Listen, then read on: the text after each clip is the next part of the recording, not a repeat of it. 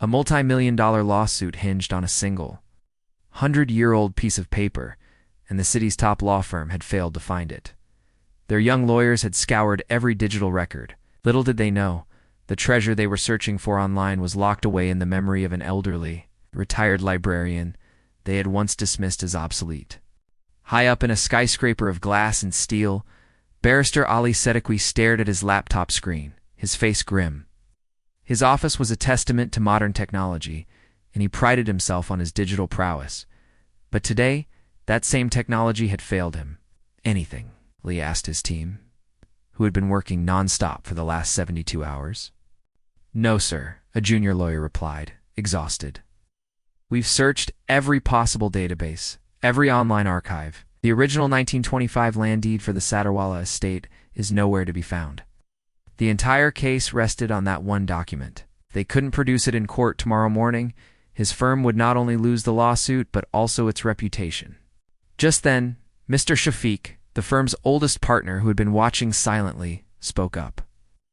There is one other way, but you might not like it. Ali looked at him impatiently. What is it? Madam Razia, Mr. Shafiq said. The former chief librarian of the city central library. She was forced into retirement when they modernized the place. She used to say that not everything can fit inside a computer.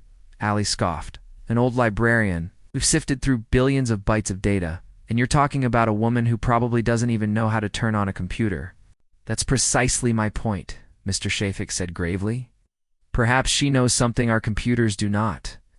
With night falling and no other options left, Ali got in his car and drove to an old part of the city. Madame Razia lived in a small, neat flat overflowing with books. Seeing the young man in the expensive suit at her door, a flicker of recognition and then wariness passed through Madame Razia's eyes. Barrister Ali Seddiqui. Ali introduced himself. He briefly explained the problem. Madame Razia listened in silence, her expression unreadable.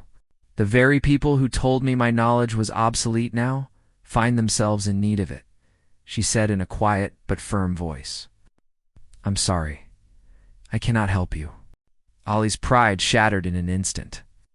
For the first time, he felt truly helpless. Madam, I know what happened to you was wrong. I apologize for my attitude. But this isn't just about a lawsuit. It's about saving a piece of this city's history. If that document is lost, it's lost forever. Madame Razia looked into his eyes for a long moment, perhaps searching for the sincerity in his desperation. Then she took a long breath and said, Fine. Be at the library tomorrow morning at 10. The next day, Ali walked into the sleek, modern library with Madame Razia. The young clerk at the counter didn't even recognize her. Madame Razia ignored her and walked straight to a door marked Staff Only. They entered a vast basement that smelled of dust and old paper. It was like a world forgotten by time. Piles of files and books lay everywhere. Ali felt as if he had stepped into a maze. Madame Razia, however, was home. She walked past the lone computer terminal in the corner and went straight to a massive wooden cabinet, the old card catalog system. Her trembling but confident fingers began flipping through the yellowed cards.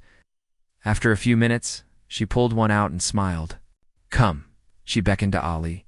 She led him to a dark corner of the basement. Hidden behind a row of shelves was a small metal door embedded in the wall. From her purse, Madame Razia produced an old rusty key and opened the lock. Inside was a thick leather-bound ledger. She carefully opened it, and there, perfectly preserved between its pages, was the original 1925 land deed. Ali was speechless. He could never have found this place. It didn't exist on any digital map. How did you do that? Was all he could ask. Some things reside in memory, my son. Not in servers, she said with a gentle smile. In court that day, Ali not only won the case, but also learned a lesson he would never forget. He offered Madame Razia a substantial payment, but she refused it. That is not my price, she said. If you truly want to do something, then fund a project to preserve the history in that basement, so that this knowledge is never truly lost. Ali agreed to her condition immediately. A few weeks later, the library's basement was being transformed into a modern archive. Young interns were working under Madame Razia's guidance, learning how to preserve old records. She was no longer a forgotten memory, but a living legend. The barrister Ali often came to visit not as a lawyer, but as a student.